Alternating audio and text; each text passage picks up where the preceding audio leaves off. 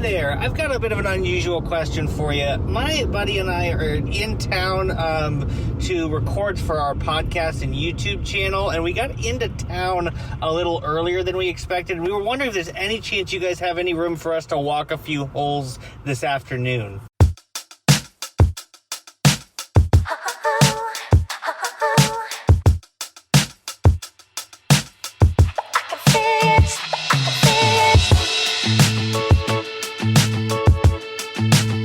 Hey, welcome to the Bag Chatter Podcast. I am your host, Bryan, joined, as always, by my co-host, a man who loves his popcorn. Adam, how are you today? Are we going to tell that story? Is that what we're doing here today? Honestly, I think we need, that story is so good that I kind of think we need to save that. Or maybe we tell that on the deli. Are you okay telling that story to our Patreon members? Yeah. At the deli? Okay, but it's deli exclusive. I will only tell the popcorn story that you have humiliated me with repeatedly. I will only be further humiliated to our deli members. Okay, this is not a general public story, Bryan. Or in person. I am allowed to tell it in person to people, but I've actually explicitly said that you're not allowed to, and it hasn't stopped you at all. So at this point, I figure if I can get any limitation to the story, if we can keep it to the inner circle of the deli members. This isn't a Gen Pop story, okay. You know? Yeah, when you originally told me this story maybe 2 weeks ago, you prefaced it with, I don't want to tell you this story because there's nothing else that you can come away with it but the fact that I'm an idiot, is basically what you said. Yeah. But you told me anyway, and I'm still your friend. You're like one of my best friends in the world, Bryan, and then you've completely betrayed me and told it, and now I have to go tell it on the deli. But okay, anyway, I don't want to keep teasing it to make it sound better than it is, but it's a pretty great story. You all probably know about the deli. That's patreon.com/bagchattergolf. We do a weekly Friday podcast there where we mostly talk about anything but golf. We tell stories, we ask questions, and I think, so what's our next Cold Cuts episode will be episode 12, I believe. So let's put this in Cold Cuts episode 12, which will go live, let me do the math, April 12th, 2024. Let's put the popcorn story in there. And if you're already in the deli, then you have something to look forward to now. Let me just say that. All right, fine. Now that your morale couldn't be any lower. Yeah, thank you for that. Now that your morale couldn't be any lower, let's talk about the golf we played in San Diego. No, there were some highs, there were some lows. I'll tell you where we haven't been playing much golf, and that is back here at home in Pennsylvania, where I think it's been raining literally for like 36 straight hours, and the ground was already wet. Pretty miserable. I believe in the book of Genesis, God promised that he would never flood the earth again. And I'm starting to doubt. I have my doubts, is all I'm saying. I see a rainbow and I say, you liar, is what I say. Now, you and I spent, like 4 straight days together. I think the only time that we were separated was our last round of the week when we were in different foursomes. Yeah. As you've had some perspective to process that, is that too much Bryan time for you? Are you just really weirdly looking for a compliment on the mic? Like, what's happening? No, I'm actually looking for a safe place to tell you that it was too much Adam time for me. Fair enough. Hey, Bryan, here's a thought. On the mics isn't the safe place, actually. I know you've gotten real comfortable with the popcorn story. You don't need to tell me that, you spent too much time with me in our most public forum. It's fine. No, I had a great time with you, Bryan. I could have spent 2 more days. I'd say 2 more days would have been fine. Yeah, no, I had a good time too. There was certainly a lack of sleep that seems to happen just about every time I go on a golf trip. I guess I just have to deal with that. But the time change didn't help. Mm-hmm. We had an early morning leave. We had one early tee time. It was super fun. Yeah, we took long walks on the beach. We watched sunsets on the pier. These are the things that friends do. Okay. Yes. I think it must be asked, how was the snoring situation, Bryan? Because you publicly humiliated me. Shocker. Last time we went on a trip because my snoring was so loud. Snoring situation was markedly better. It was fantastic. Your snoring went from a 1 out of 10. It probably went from a 1 to a 2 to a 3, I would say. But last time was like an 8.5. So this was fine. There's a chance you were overly sensitive. There's a chance. I'm just going to now that another golf trip has passed and enough time has passed, I think I can say there's a chance that was partly you. Now, see, that's why I played you the recording, even though you asked me not to, because I wanted you to know. I wanted you to know that I wasn't being overly sensitive. I don't think the recording did what you think it did. You know, it was average snoring. It was fine. I just didn't realize you were the lightest sleeper in the world. You're like the princess in the pea over there. Us can't sleep if there's any noise. You could sleep with a TV on. When we were in Baltimore in the hotel, you were like, yeah, leave the TV on if you want. No problem. Yeah. Oh, if it's Adam snoring a little bit. No. Tried to get another hotel room. That is unbelievable. I was being considerate, I thought. I offered to sleep in the bathtub. True story. I probably should have made you do that. Mm-hmm. I would have done it. I would have been fine. Okay. I think it's time to talk about some golf. Actually, speaking of time, I think you know what time it is. Time. How do we define time? Is it the indefinite continued progress of existence and events in the past, present, and future? I don't think so. Is it the single point of existence as measured in hours and minutes past midnight or noon? I'm pretty sure that's not it either. Is it a magazine with an orange border? You're getting closer. Is it a flat circle? See, I don't even know what that means. Is it a poor excuse to put a $15,000 piece of jewelry on your wrist and pretend like it has some functional value other than letting people know you have a lot of money? There it is. You have found the correct answer. And by the way, are you aware that you can buy a watch that tells the accurate time at Walmart for $8.99? Rolex, not an official sponsor of the Bag Chatter podcast.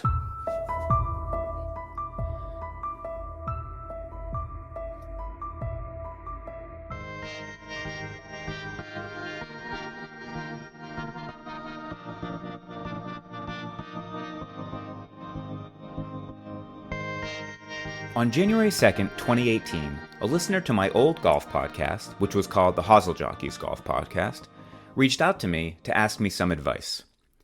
He said he and a buddy of his had been recording their conversations about golf for the past few months with the idea that they might start a golf podcast in the coming year. The conceit of their podcast was simple but amazing. Can a couple of friends who've hovered around a 10 handicap for a long time get all the way down to scratch in 1 year without sacrificing time at work or time with their families? While being a podcast hit is not our primary goal, he wrote me, I'm reaching out for advice because I do want to make it the best it can be. Well, I don't have a ton of advice, I wrote back, but I do love the idea for your podcast. You guys should definitely do it. Turns out he didn't need one shred of advice from me, because in its first year, that podcast grew to over twice the size that Hosel Jockeys ever achieved. And now, in its 7th season, it is widely regarded as one of the most well-loved and most downloaded golf podcasts in the entire world. My friend's name is Mike Shade, and I couldn't be more proud of the work that he and his best bud Eli have put into their podcast over the last 6+ years. That podcast, of course, is called Chasing Scratch, and its popularity is the reason why Adam and I found ourselves driving to the BWI airport at 4:45 a.m. 2 Sunday mornings ago. If you're someone who loves the game of golf, you've probably been on your fair share of golf trips. And unless you're independently wealthy with a ton of time in your hands and loads of access, you probably also have a bucket list of places you'd like to go. Golf trips can be big or small, near or far, super chill, or intensely competitive. For those of us who are obsessed with the game, a golf trip really can be as good as it gets. To be honest, neither Adam nor I have taken a ton of golf trips, but on this particular day, we had smiles on our faces to go along with the sleep in our eyes. We were on our way to sunny San Diego for 4 days in late March to play some golf with our friends from Chasing Scratch and over 50 of their listeners. The plan for golf was 18 holes on Monday and another 18 on Tuesday, with a really special opportunity on Wednesday for me to take part in a T-Series iron fitting at the Titleist Performance Institute. We'll get to that a little bit later in the episode. Adam and I got into San Diego just before noon local time on Sunday and hit up 2 iconic spots in the first few hours of the trip: the Torrey Pines Pro Shop and an In-N-Out Burger. With our wallets lighter and our belts tighter, we realized 2 fortuitous mistakes had been made as we planned this trip, one by us and one by the weather apps.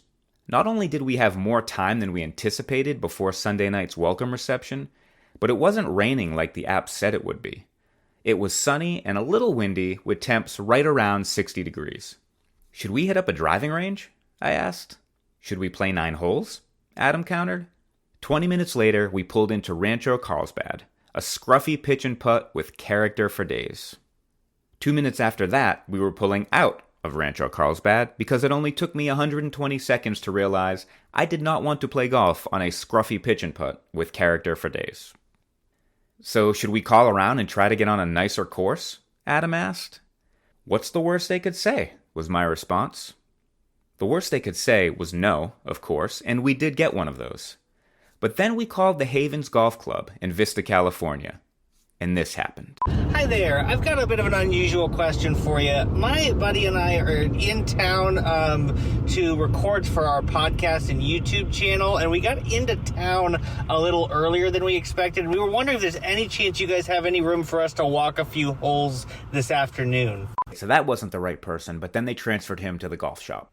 Hi there. I've got a bit of an unusual question for you. My buddy and I are in town. We are recording for our YouTube channel and our podcast, and we got into town a little earlier than we thought. We were wondering, is there any chance you guys have any room for us to walk a few holes this afternoon? Another amazing pitch by Adam, but he wasn't talking to the boss, so they transferred us to Ryan. Golf Shop, Mr. Ryan, how may I help you? Hi, Ryan. Bit of an unusual question for you. My buddy and I are in town. We're doing a bunch of stuff for our podcast and YouTube channel, and we are in town a little sooner than we thought. We were wondering, is there any chance at all that you guys have any room for us to walk a few holes this afternoon? You know what? We're actually a private country club. Oh, yeah, okay. We're brand new to town, so we've never been out here, so we're just kind of calling around. Yeah, no. I guess what's your name and what's your podcast and what are we kind of looking to accomplish besides just? Yeah, no, I got you. So, yeah, no, I got you. That's a fair question. We are so we're the Bag Chatter podcast. We are, basically we'd be trying to, we're always looking to film stuff, talk about places on our podcast, that kind of thing. So no, I understand. I'm totally asking a favor, and it's random, and I don't know, your course from anywhere else. I'm not trying to ask a presumptuous question. No. Hey, I apologize if that's how you were taking it. I was just trying to gain some clarity. So we told Ryan a little bit more about our podcast, and he told us a little bit more about the Havens. And the next thing you know, he was inviting us to come over to check out the property, to check out the golf course, and play a few holes. He couldn't have been nicer and more hospitable. All right, guys. I'm here all afternoon. I'll see you when you get here. Okay? All right. Our names are Adam and Bryan. We'll be, how far away is it, Bryan? We're 23 minutes away. Can we just kind of head that direction? 23 minutes and counting. We got Adam and Bryan. I like it. All right. You got it. Thanks for Bryan, with a R-I-A-N or with a Y-O? With a YA. Thank you for asking. Wow. All right. Adam and Bryan, get on out here, my man. Hey. About a half an hour later, we were pulling down the driveway of the Havens, and when we did, we realized we were in for a treat. The course looked beautiful and challenging, with elevation changes, rolling hills, and really cool green complexes. Turned out, the only thing nicer than the course at the Havens were the people. Director of Golf Ryan Dorman set us up with a tour of the facilities and explained how the club had recently rebranded from their prior name, Vista Valley Country Club. After meeting a few members of the staff, we warmed up with a few swings on the range and then headed to the first tee for an incredible afternoon of some bonus golf. All right, we are here at beautiful the Havens. We're going to play some golf on this beautiful course, courtesy of head pro Ryan. Fantastic. I think we might be like alone out here. Yeah. He said, he goes, you're not going to see anybody. I goes, okay. Here's the thing. You should know about the Havens. This place is gorgeous. Holy crap. This is incredible. Being out here. Like, we weren't even expecting to golf today, and suddenly we're on, like... We're on... I mean, I'm not going to be surprised if we look this up and, like, it's pretty highly rated. I have no idea. But good night. And everyone was so nice about it. Yeah. Everyone was so friendly. Yeah. So, California for me, first view of the ocean at Torrey Pines, followed by an unbelievable private course. Followed by a good In-N-Out burger, followed by... That's right. This guy's on the struggle bus over here. Yeah. I've been on the struggle bus. One might argue I'm on it right now. Boogie double. I'm not going to let it get me down. This is bonus golf. Yeah, it's aggressive bonus golf. Pretty solid course rating and slope here. Is it? So it's par 72, 73.7 from where we're playing, and 137 slope. Ooh. Come on, wind. Keep it on that line. I think you're good. Yeah, very good shot. Thank you. Huge recovery. I've got nothing if I don't have grit. I wouldn't say you've got grit. I would say you have nothing. Gosh. It's so bad. I thought it was really good. If I dip my head anymore, I'll be winning limbo contests. A preposterous lack of posture. I'm going to throw this out there. Never say that again. I don't want to be overly harsh on it. Just listen. I don't hate you trying stuff, but yeah, exactly. Ryan was right. We barely saw anyone out there all day. It just wasn't typical San Diego golf weather. We did let one guy pass through who made a comment at just how brutal he thought the conditions were.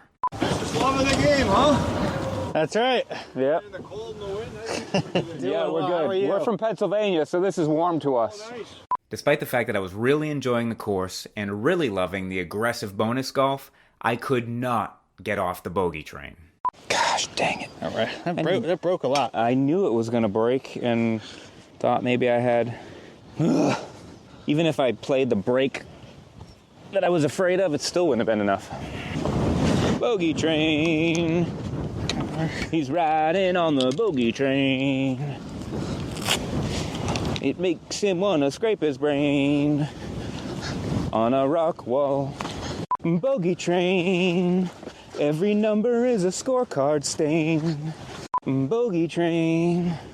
What do you need? Or a par would ease my pain. Putter? Yeah, putter in 58. Bogey train. I think I'm gonna ship my clubs to Spain. Bogey train. That kind of golf will make a man insane. Really got something going with the song. It's good. Thank you. And just as I was getting off the bogey train, it was Adam's turn to hit a rough patch. And by rough patch, I mean cart path bounce. This front nine is made for the 2-iron. Yeah. I need to hit it well, though. Are you kidding me? You see that? Yeah. That felt really good, too. Yeah. Wow. Well, Will? all right, so we're getting eaten alive a little bit by this golf course, but that's okay. It's for content. Okay, I'm blocked out with a straight. Perfect. Awesome. Will Adam make a triple bogey here? No, because you watch the shot I'm about to pull off. Okay. You watch this. Okay. No. Idiot. Yeah, I'm going to make a triple here. That'll be fun. You want to see the all-world double I'm about to make? Please. I love your just overconfident. No, it's literally just... It's not, though. I'm going to get real cute with this. Okay. All right, let's make an 8. Let's just do it, you know? Unreal. I'm glad I signed up for US Open qualifier again. That was a good idea. Did you catch that? Adam recently signed up for a US Open qualifier, and we will certainly address that in future episodes of the podcast. But as for the finish of this round, we were able to turn it around right around the turn. I finally got off the bogey train, with back-to-back pars on 9 and 10, and Adam found something with driver on the back that led to a bunch of fairways the rest of the way. The back nine featured some incredible views and some crazy elevated tee boxes. We wanted to see what kind of better ball score we could post on the back. I think we ended up coming in with a better ball, even par. Huge shout out to Ryan and his team at the Havens for an incredible opportunity to see the clubhouse and play the course. If you're in the Oceanside, Carlsbad, Vista area, you need to check out what they've got going on there. It seems like a pretty special place, so thank you again, Ryan. We are so grateful for your hospitality.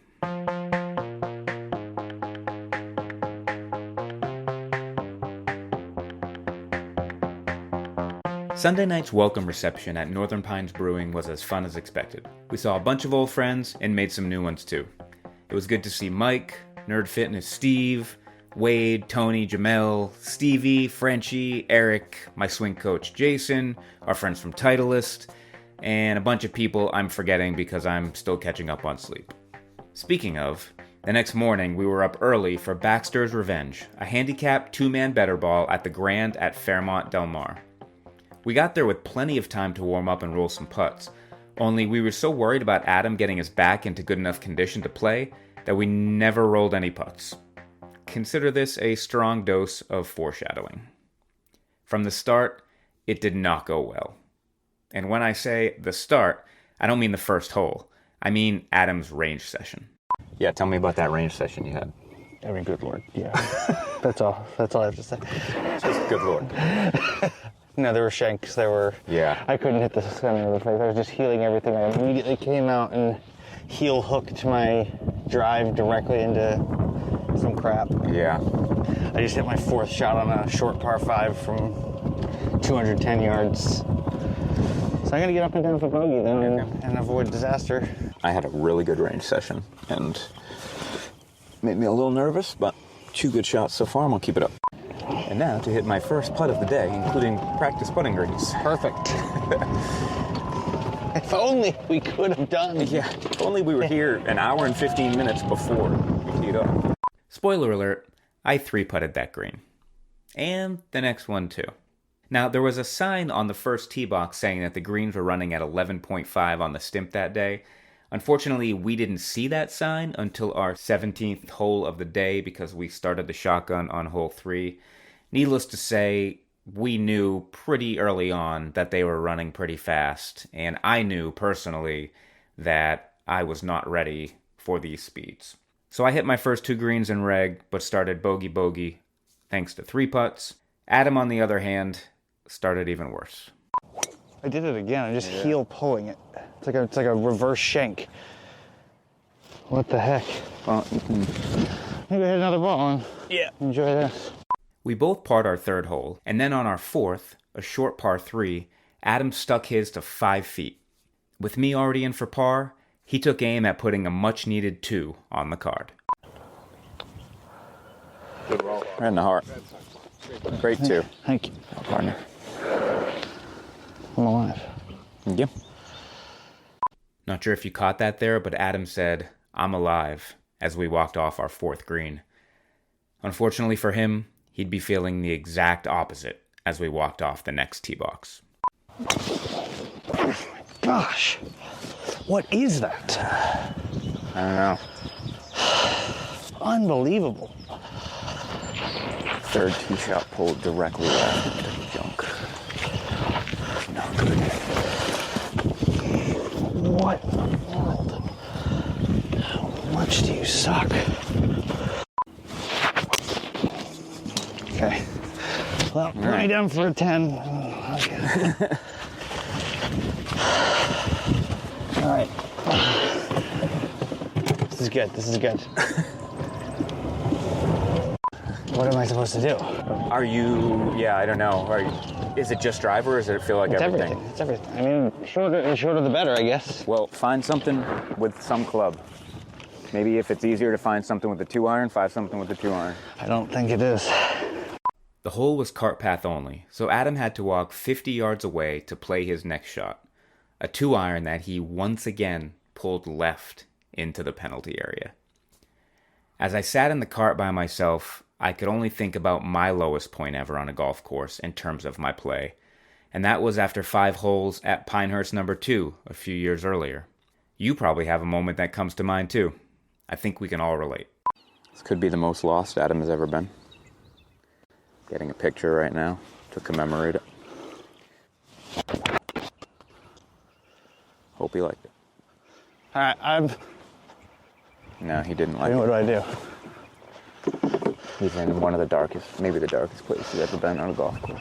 I think the way Adam feels right now is the way I felt through 5 holes at 1, 2, and this is the 5th hole. The way he feels right now is literally the way I felt at Pinehurst No. 2 during the Oyster against Chasing Scratch. Completely flummoxed, lost, bewildered, and just like you're not sure you ever want to be on a golf course again. I bet that's how he feels. We have a lot of golf left on this trip. I hope he can get out of it. While Adam's body was not cooperating and his full swing was a mess, I was actually playing pretty well, except for my putting. On the par 3 9th, our 7th hole of the day, everyone in our foursome found the bottom tier of this 2-tier green. This was my 6th green in regulation in 7 holes, but I found myself with a 50-footer climbing up to the back tier where the pin was. My first putt, well, it almost made it to the top of the hill before returning to my feet. You gotta love that feeling. My second putt, as you might have guessed, rolled about 15 feet past the hole. My third putt never had a chance and rolled maybe 5 feet past the hole, leading me to whisper this to Adam. If I ever play a new course without testing the putting green again, Just idiots. just castrate me. It's the dumbest thing you've ever done. It's so stupid. You know it's bad when you feel compelled to apologize to your playing partners for what they're witnessing. Nah. Uh-oh. Sorry, guys. Sorry you have to see this. Wow. All right, we're going to jump ahead now because there is not a whole lot here. At this point, we knew we were in last place for net score, and we knew it was going to take a miracle to keep that from being where we finished. I played the next 9 holes in 8 over, which included 5 more greens in reg, 2 more 3-putts, 1 penalty shot, and a partridge in a pear tree. Adam was basically right with me. He threw in 2 birdies on the back, but then wasted them with 3 more doubles. Remember that one time when I said, Adam, you're my friend? Mm-hmm. And you were like... That's all I have left. I thought you said that's all I need in this life. That's not what I said. I said that's all I have left. I actually sort of recovered it for a minute. Yeah. And it's back to full disaster. We both made back-to-back pars to finish the round, but it was too little too late. I'm not sure who felt worse about their 87 as we drove back to the clubhouse. Adam, whose 87 featured at least 5 shots out of bounds, or me, whose 87 featured 43. Yes, you heard that correctly, 43 putts. I asked Adam to describe the day in one word, and his word choice, unfathomable. Here we are in the car, about a half hour later, discussing that day's round. Now, whether this sounds like 2 guys just making a lot of excuses, or 2 guys really trying to find a silver lining from an otherwise terrible day, I'll let you decide that. I shot an 87 today, with a 5-putt on a par 3 that I hit the green, and probably 4 other 3-putts. I probably took 42 putts today, and I shot 87, which, not great, but I was a mess on the greens. They were fast. I didn't roll a single practice putt, which shame on me. I shot 87 with multiple 3-putts after not putting on the putting green. A short par 5 where I put 3 balls in a hazard. So in the first 5 holes, I just sort of like heel pulled all the same exact shot. 4 shots completely dead immediately. And all like not even advancing the ball really. Yeah. And I'm like, okay. This is obviously, this feels way worse than it is. Inherently.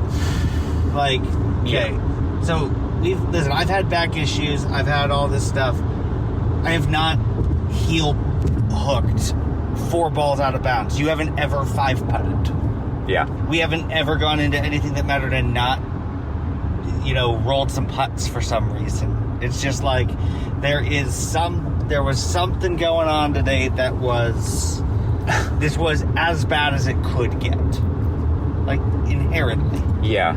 I don't think it would have maybe led to you playing differently, but feeling differently. The fact that you came in with some high expectations based off some really good rounds, thinking as you should, and as I'm glad you did, like I could contend for low gross today. Like, that's the golf I've been playing. And so when you come in with those expectations, which again I think are warranted, to have it go that poorly at the beginning is, I think, why it felt the way it did. 2 holes in, I was 4 over through 2. Yeah. And so I'm like, 2 holes in, I was like, well, anything I'd thought about coming into this is done. And then it just kept getting worse. And then I made compare that to Golden Oaks, when you were like, okay, like, I think maybe I can break 70, but it's going to take good play, and I don't know 80. That I have that. Break 80. Yeah. In the 70s. Yes. And you're like, I don't know if I have that today because I haven't been practicing. It's early in the season, blah, blah, blah. The expectations lead to feeling the way that we're feeling right now. Neither of us are going to lose our minds shooting around in the low 80s. And that's what today would be 95% of the time. In the spectrum of rounds, this was, for both of us, as bad as it gets. Yeah. And so it feels horrible. And it's like, well, even as bad as today was, it could have been acceptable very, very, very easily. And I guess there's a part of me that feels like I have grown as a golfer and I have gotten better. And so literally a score like 87, that would have been, I know you can't maybe relate to this, but a score like 87 that would have been, okay, whatever, that's fine, 5 years ago, now feels like the end of the world. Yeah. And I guess I'm glad it feels like that. Yeah. Our trend, golf-wise, is still upward. It does not feel like it right now. Yeah. It's a blip. It's a blip. It's a big blip. Are there big blips? If you're looking at the stock price of our games and you only looking at the 1 day stock price, it fell off a cliff today. But if you're looking at 6 month, 1 year, 5 year, trending up. Yep. It's a buy. Jim Cramer says it's a buy.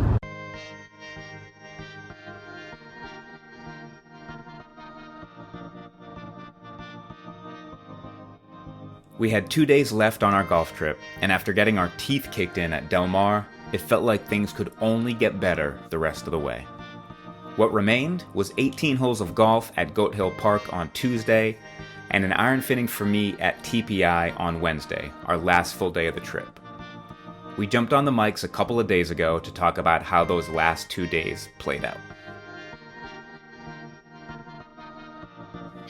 All right, Adam, I am here, and I have brought something to the table. I am bringing some superlatives to this podcast, superlatives for our trip, to cover some of the stuff we haven't covered yet, and even to go back and look a little bit at what we did cover. Are you ready for my superlatives? Couldn't be more ready. Did you have any superlatives in high school?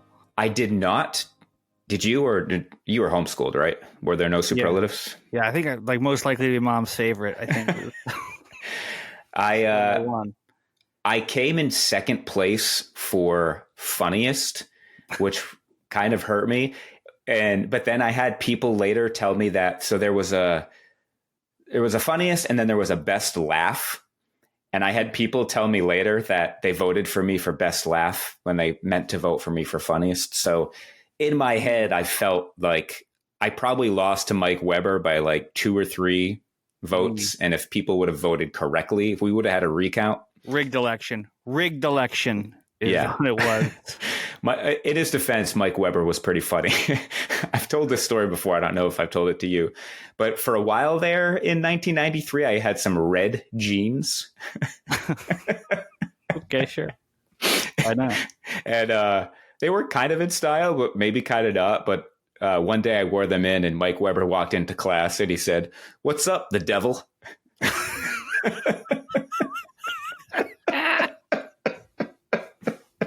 Love it.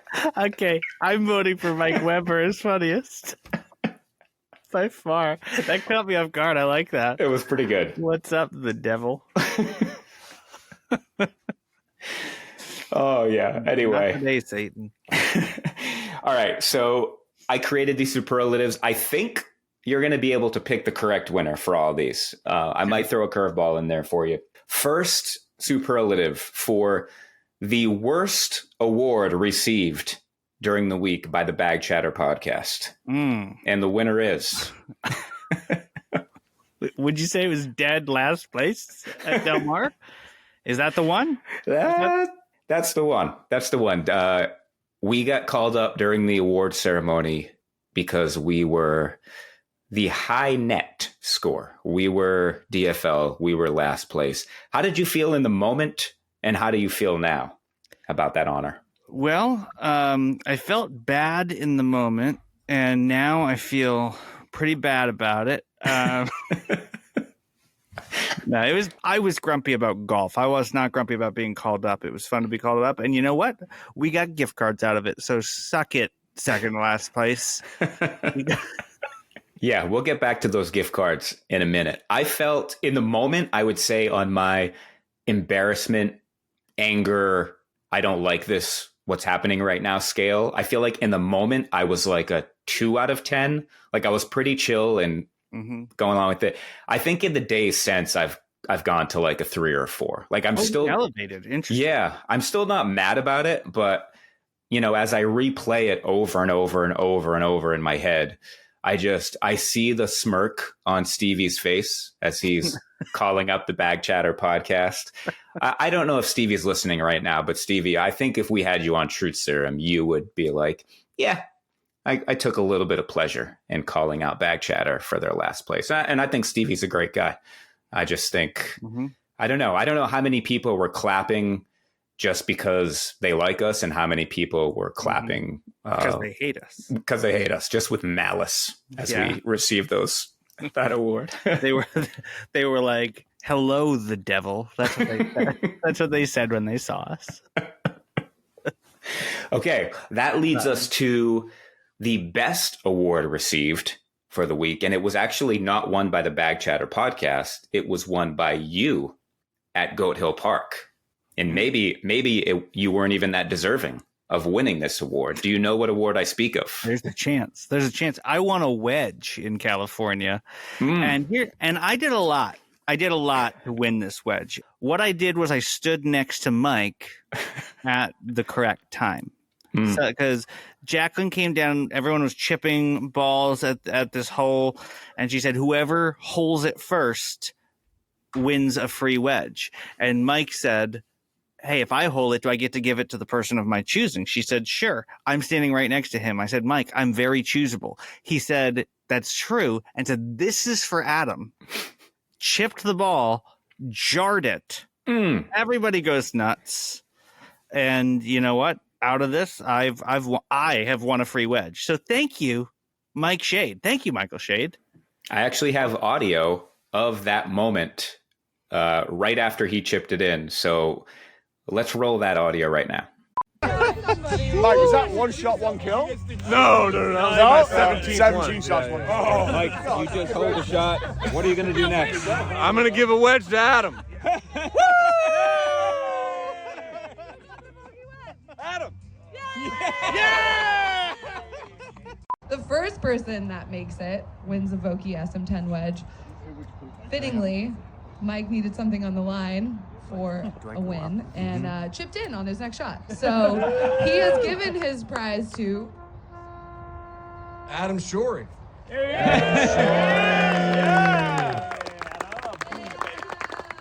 Ready, cue the Adam music.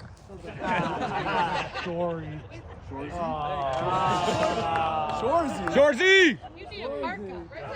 right place at the right time.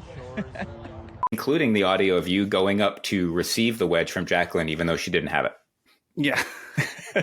I wasn't looking for the wedge. I was just looking for hugs. I love hugs. Yeah.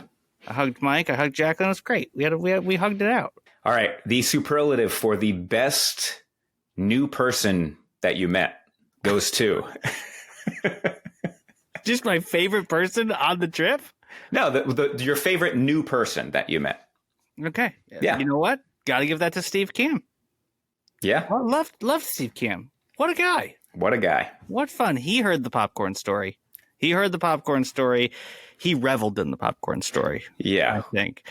And he's the behind Nerd Fitness, so he knows about fitness. He did a great job of mocking me while not making me feel stupid, unlike you, who just made me feel stupid publicly. So thank you again. My favorite thing about the bromance with you and Steve was that... Is that what that was? Jeez. Sorry for making another friend, Bryan. That's my bad. That's what a bromance is. It's fine. Don't get all defensive about it. Holy cow. My favorite thing is that you guys connected and hit it off, and it was great. And it wasn't until 24 hours into this new friendship that you realized one of the biggest things you have in common is that you're both Boston sports fans. Mm-hmm. And then it just added this whole another layer as you guys talked about Boston sports for an hour and a half. Mm-hmm. It was great. It was great. Apologies to all the other nominees who didn't win. Those of you who were like, I met Adam for the first time. Why didn't he pick me? I don't know what to say. That leads into our next superlative, which is the worst new person that you met of the week.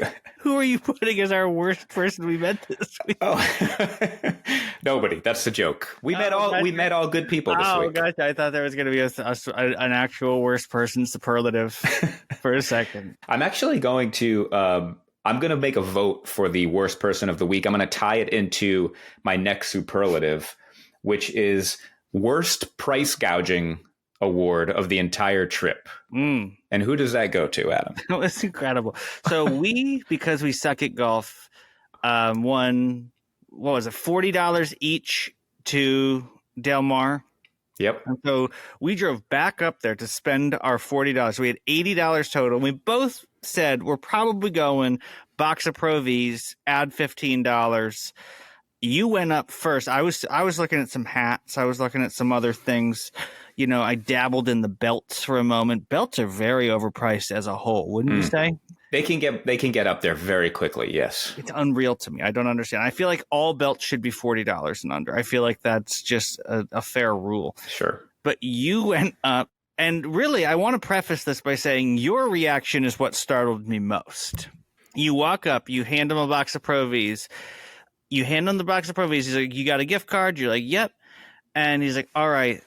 That'll be 9513. Is that the number? 9243 was the number. 9243. 9243.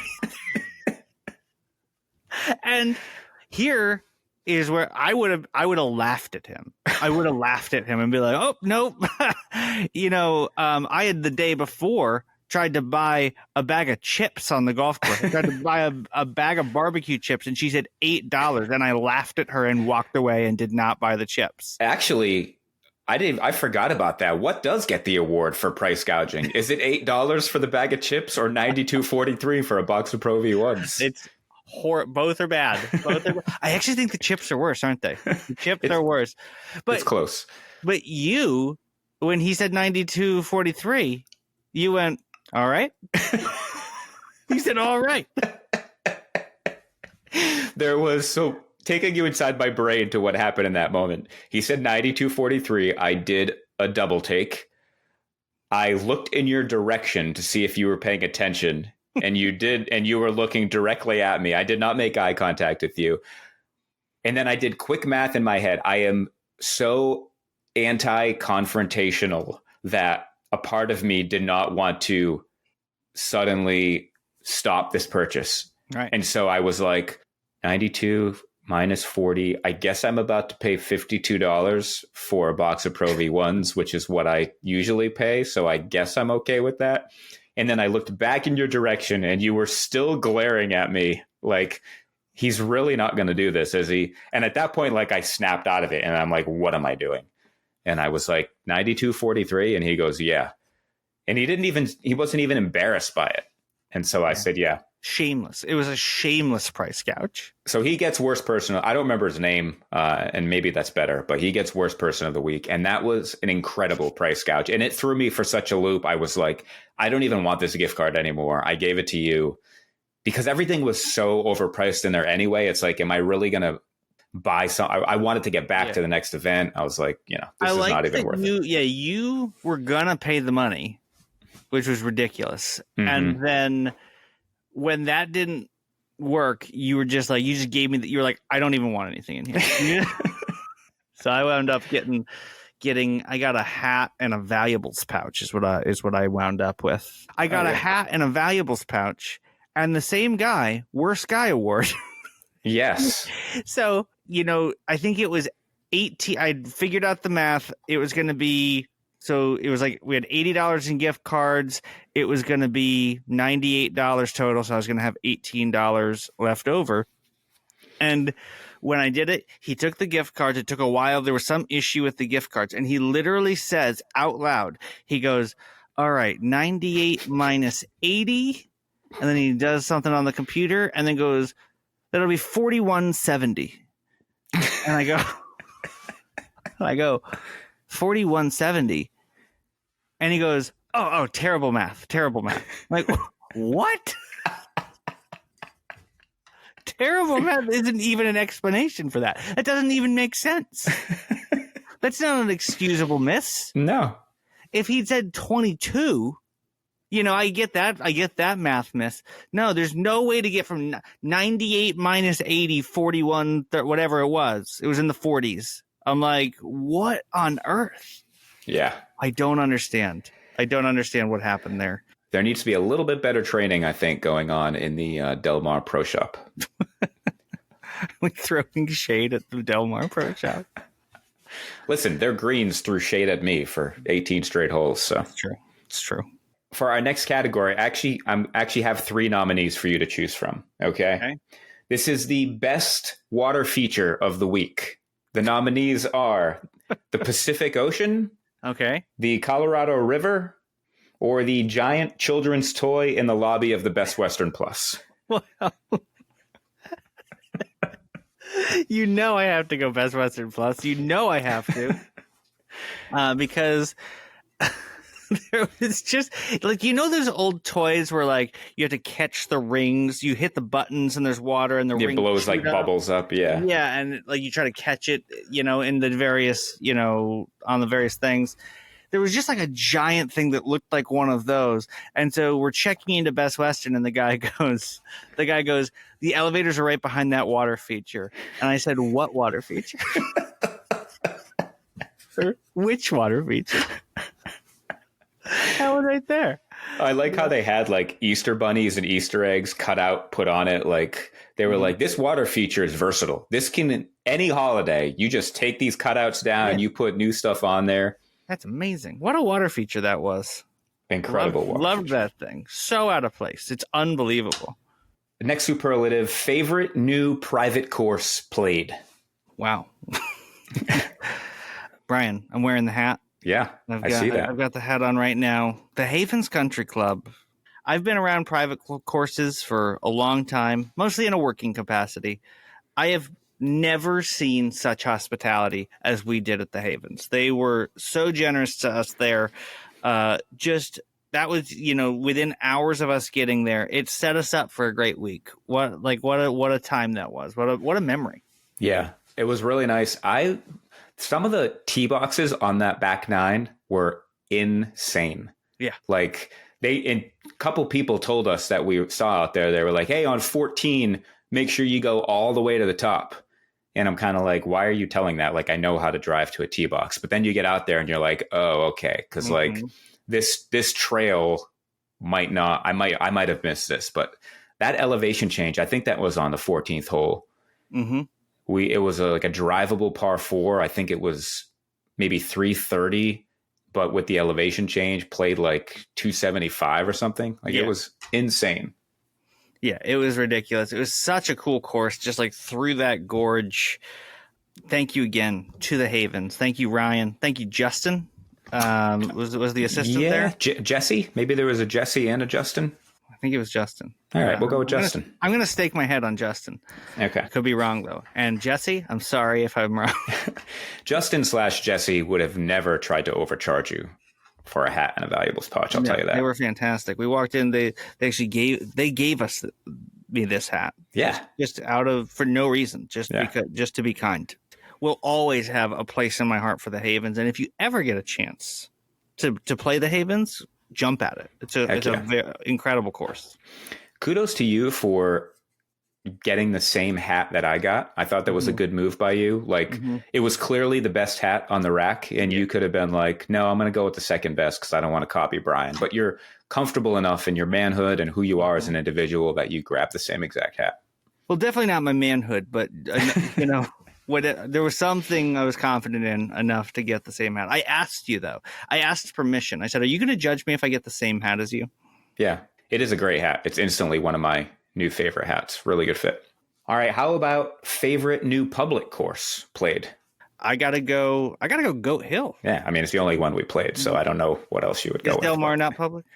I assumed it was private, but I don't know. Goat Hill is definitely the answer. We haven't talked about that round yet at all on this episode. So take us a little bit, before you talk about the course, take us just quickly to your warm up, coming off, a shaky start at the Havens where you kind of got it together, and then an all-around terrible round at Del Mar. Yeah. How did the range session go? How are you feeling going into Goat Hill? I shanked like my first 4, so that was good. Just like into the 10th tee or whatever that was. So I was pretty excited as that was happening. I narrowed my stance a little bit. My back was really bothering me a lot. I narrowed my stance, allowed my body to move a little bit more, and immediately started hitting it pretty well. And so that I gained some confidence through the range session at Goat Hill. That's good. But you still started off slow.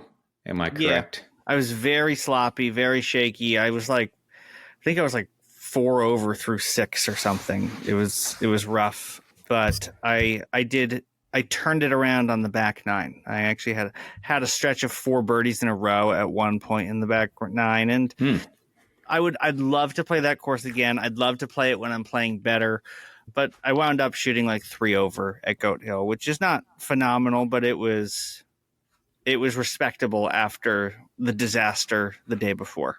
Yeah, no, I think that's great. It's a par 65, I believe. There's a bunch of par 3s. Really cool kind of elevation changes. Some people were kind of saying it's like a Tobacco Road light, which I think there's something there. It's not quite, but I really enjoyed the course. I also played a lot better. I had 3 birdies. I was 5 over, shot a 70, and I was on the range thinking to myself, I need to find something with my irons, because even though I hit the ball okay, putting was obviously my issue at Del Mar. I still didn't feel like I was putting great swings on it. And knowing that I had the fitting coming up the next day, I'm like, I got to figure something out with my irons. I actually went back to like a 3-year-old swing thought and started flushing them. And I was like, all right, I guess we're going with this today. And it worked. Played with some good guys, Mike and Josh, and had a blast. Yeah, it was definitely other than the fact that I wasn't with you, Adam, it was my favorite round of the week. That's kind of hurtful. That is needlessly hurtful. Yeah. And then of course, after Goat Hill, we hung out there, pizza truck, beer truck, glow golf throwing, which was a lot of fun. Goat Hill, great hang, great last round.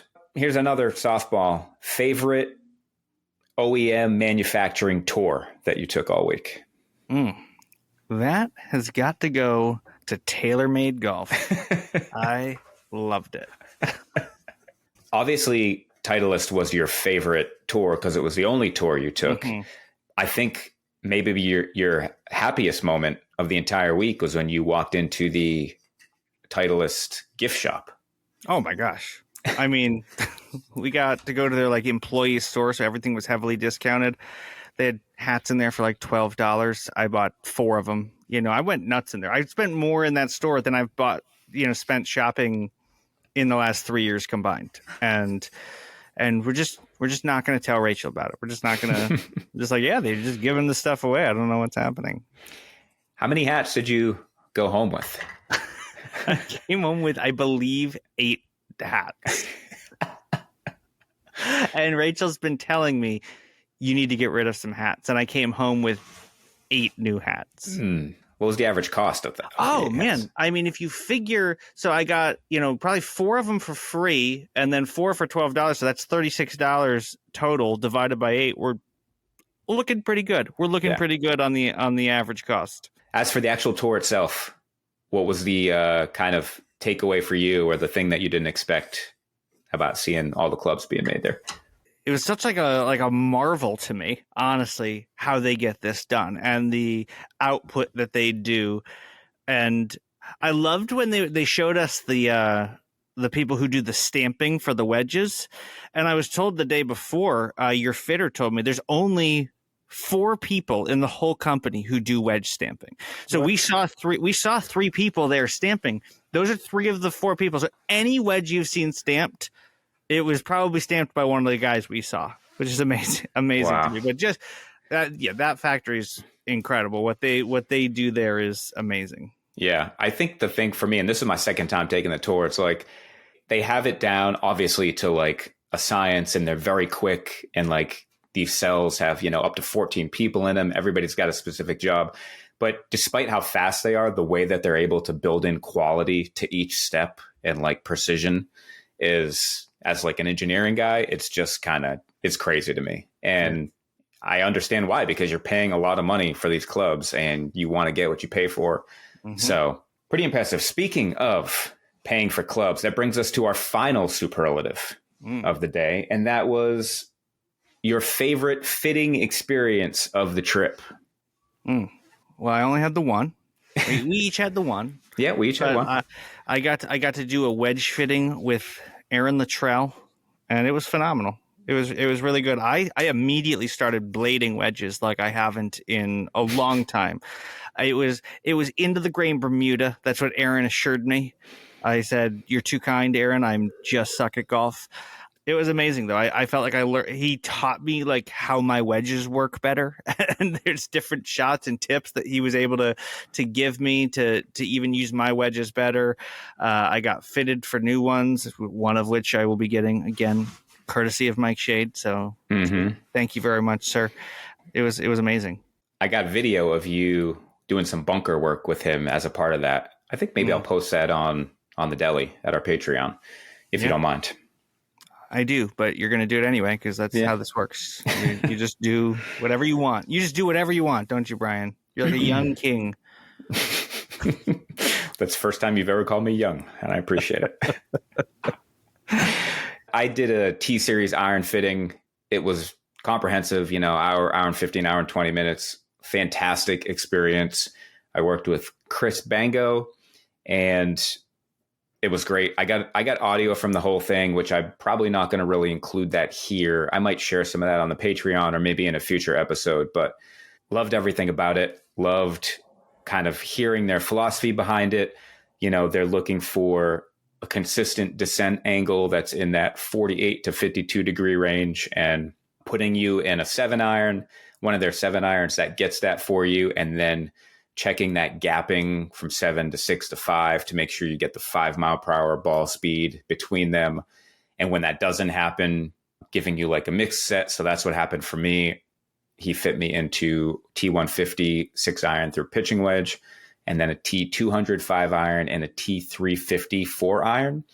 But he also fit me into a 21 degree TSR2 hybrid that I liked a lot as well. So I got to decide if I'm going to get both of those or just one of those. But I didn't have my best swing, that's for sure. It wasn't Flush City, but I felt like I hit enough good ones that he could get enough good data to properly fit me. You kind of watched the whole thing. Mm-hmm. I don't think you've ever been fit for irons before. What did you walk away from seeing that?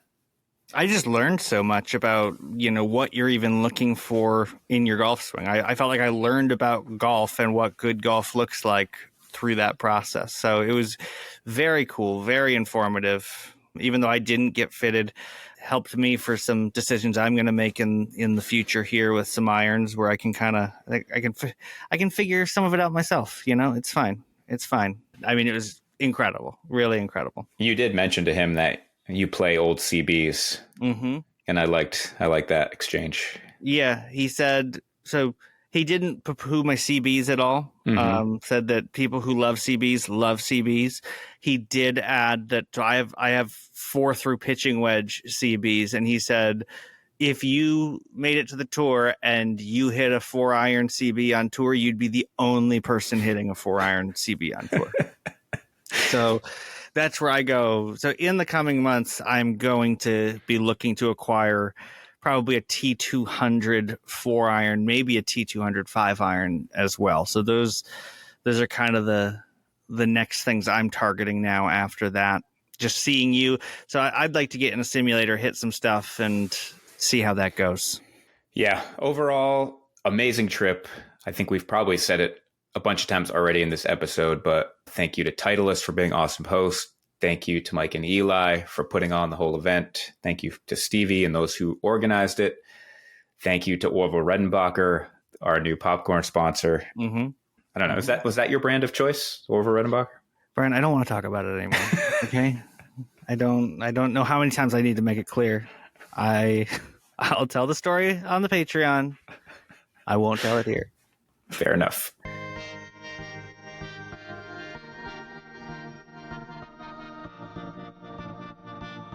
The thing about golf trips is that no matter how low the lows were, you almost always look back fondly on the whole thing. On our flight home on Thursday morning, Adam and I were filled with gratitude for everything we experienced the entire week. From Ryan and his team at the Havens, to Mike and Eli and the community they've built at Chasing Scratch, to Josh, Jacqueline, and everyone at Titleist for being such great hosts. It was an incredibly memorable week. We didn't talk about it explicitly, but I could sense there was something else in the air as well. A mixture of excitement about what was on the horizon, and maybe just a little bit of concern based on some of our recent rounds. Did I just need the weather to turn so I could get more reps and get rid of some of the short game rust I had? Or are there bigger issues in my game than I realize? And what about Adam's bat? It's now been 4 rounds in a row where he started off really poorly, and he's not always been able to get it back on track. We've got some pretty important individual events coming up, and if we can't get some of this stuff sorted out, they are not going to go well. But those tournaments aren't the next thing on our schedule. Up next is our first Philly Publinks tournament of the year, a 2-man scramble at Kimberton Golf Club featuring 30 teams in the gross division. Will we make another run at getting that first win, or will we limp to another embarrassing finish? You'll find out in episode 4. See you next week. Thanks so much for checking out the Bag Chatter podcast. Hope you enjoyed the episode, and you already know how to subscribe to podcasts, so I'm not going to waste your time. You can find us on all the socials at Bag Chatter Golf or Bryan Lane Golf, and you can check out everything we have going on at bagchattergolf.com. If you want more content from me and Adam, check out the Bag Chatter Deli. That is our Patreon, where we only serve the choicest portions of 4-ball ham and the leanest cuts of bone meat. For $5 a month, you get to support the pod, and you get a weekly episode of our Friday supporter-only podcast, Cold Cuts, Hot Takes. You can find that at patreon.com/bagchattergolf. You guys are the best. Thanks so much for listening.